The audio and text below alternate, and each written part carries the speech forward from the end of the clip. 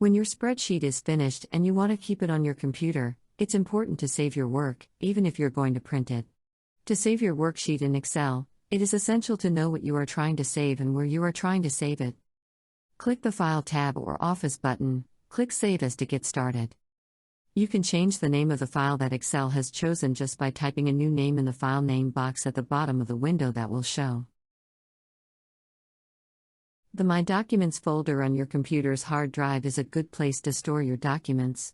A pen drive or external hard drive is a portable storage option and can hold a large amount of files.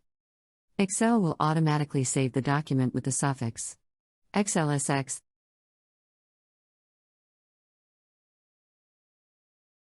This is simply a tag that lets Excel know that your worksheet is specific for this software and which version was used in its development.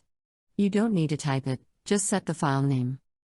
You can also choose to save it in an older format so that it can be opened in older versions of Excel.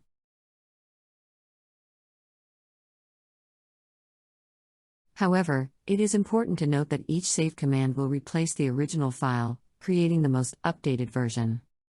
If you want to keep different versions of your spreadsheet, don't forget to use the Save As function each time you save, using a slightly different name for each version.